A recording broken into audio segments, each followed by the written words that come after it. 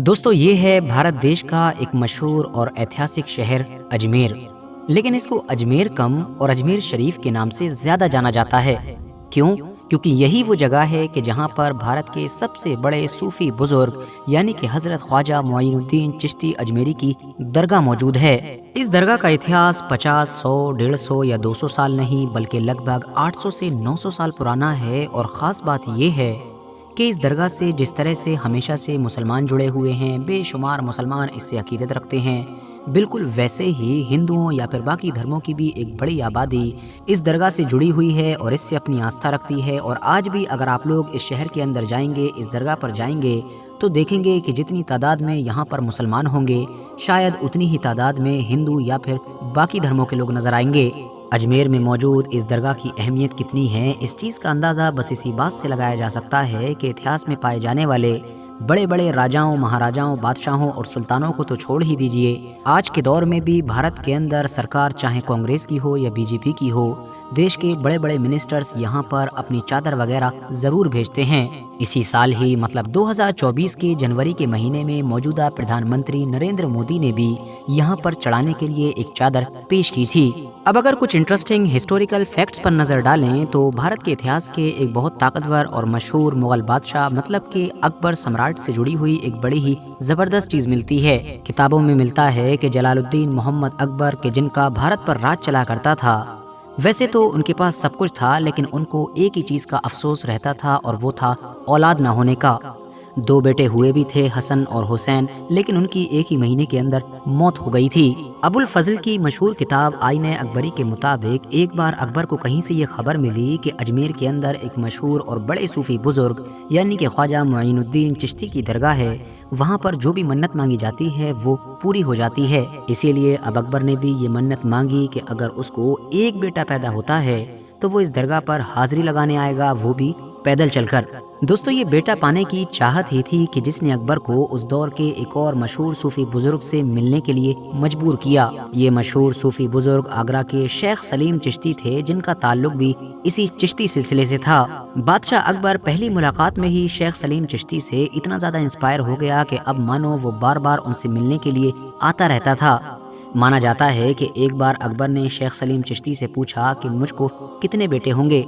शेख ने जवाब दिया कि 3 बेटे होंगे, और बिल्कुल हुआ भी ऐसे ही, क्योंकि कुछ सालों के बाद ही अब अकबर का पहला बेटा पैदा हो चुका था। शेख सलीम चिश्ती की निस्बत से ही अकबर ने अपने इस पहले बेटे का नाम सलीम रखा, और यही वो सलीम था कि जो आगे जाकर बादशाह जहांगीर के नाम से जाना गया। RH नेटवर्क के नॉलेजेबल फ्रेंड्स पार्वती शर्मा की एक काफी मशहूर किताब है जिसका नाम है N intimate portrait of a great Mughal Jahangir. इसमें उन्होंने एक बड़ा ही दिलचस्प किस्सा लिखा है, जिसके मुताबिक बादशाह अकबर ने एक बार अपने सूफी बुजुर्ग यानी कि शेख सलीम चिश्ती से पूछा कि आप कितना वक्त और इस दुनिया में हमारे साथ जिंदा रहेंगे। इसके जवाब में शेख सलीम चिश्ती ने कहा था कि तब तक कि जब तक शहजादा सलीम अपना पहला सबक याद करके उसको हूबहू दोहरा ना दे। अकबर ने जैसे ही ये सुना फौरन ही अपने बेटे सलीम का पढ़ना लिखना सब कुछ बंद करवा दिया और इस चीज पर नजर रखने लगा। लेकिन फिर भी अचानक से एक दिन हुआ ये कि सलीम ने कुछ सुना और उसको हूबहू वैसी दोहरा दिया। नतीजा ये हुआ कि अगले ही दिन शेख सलीम चिश्ती की तबीयत धीरे धीरे खराब होना शुरू हुई और कुछ दिनों के अंदर ही फिर शेख सलीम चिश्ती इस दुनिया से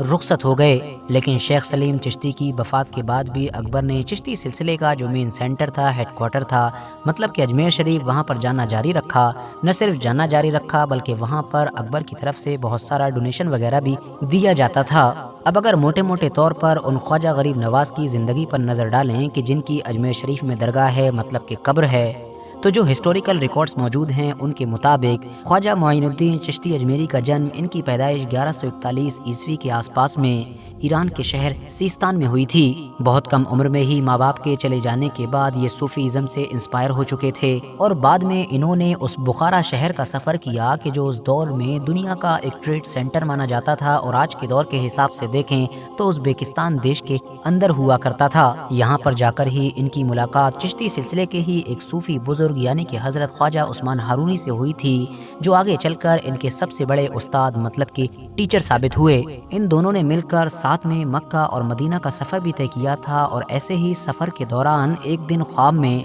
حضرت خواجہ معین الدین چشتی اجمیری کو پیغمبر حضرت محمد صلی اللہ تعالی وسلم کا دیدار ہوا اور ان کی طرف سے ہی ان کو ہندوستان کے دلی جانے کا حکم دیا گیا اور یہاں سے ہی پھر حضرت خواجہ معین الدین چشتی کا ہندوستان کا سفر شروع ہوا۔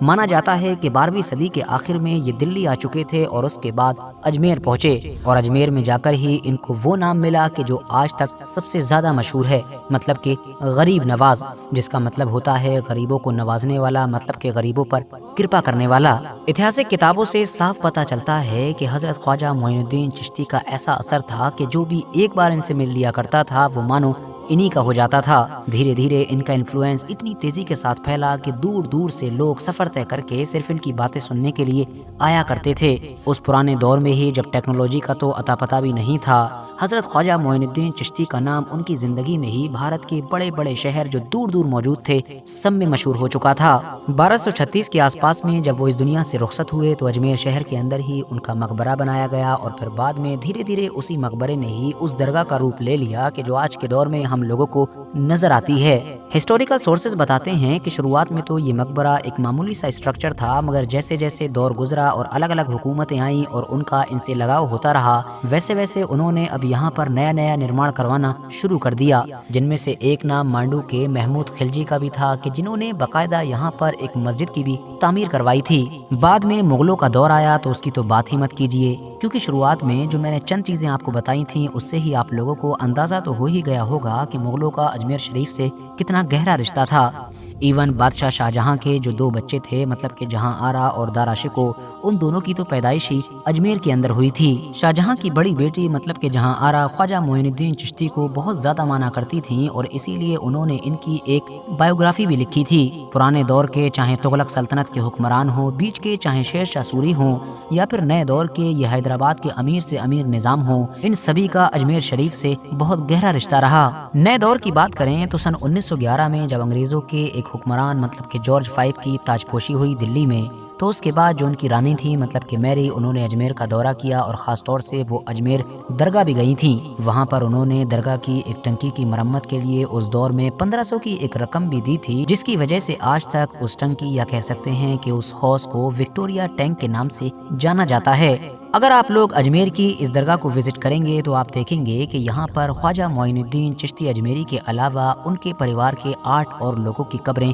موجود ہیں۔ ساتھ ہی یہاں پر آپ لوگوں کو ایک مسجد بھی دیکھنے کو ملے گی جس کو اکبری موسک کے نام سے جانا جاتا ہے اور جس کو کسی دور میں مغل بادشاہ شاہجہاں نے تعمیر کروایا تھا۔ اس کے علاوہ یہاں پر مغل ایمپرر جہانگیر اور شاہجہاں ان دونوں کی ایک ایک بیٹی کی قبریں بھی موجود ہیں۔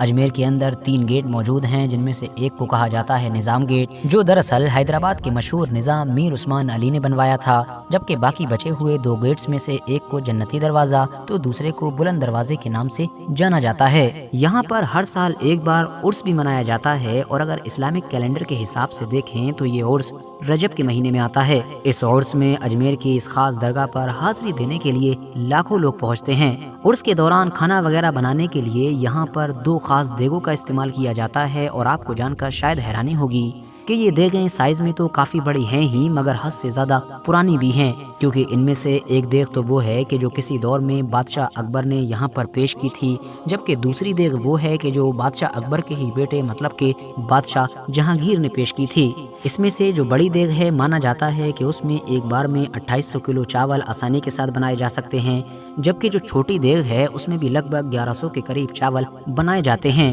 آخر میں ہم امید کرتے ہیں کہ ہماری اس چھوٹی سی ویڈیو سے آپ لوگوں کو اجمیر شریف کی اس اہم درگاہ کے بارے میں بہت کچھ جاننے کو ملا ہوگا۔ ویڈیو اگر سچ میں انفارمیٹیو لگی ہو تو لائک کرنے کے ساتھ ساتھ دوستوں کے ساتھ ضرور شیئر کریں اور ایسے ہی نالجبل اور ہسٹوریکل ویڈیوز ہمیشہ دیکھنے کے لیے ہمارے اس چینل کو سبسکرائب کرنے کے ساتھ ساتھ بیل آئیکن کو ضرور پریس کریں۔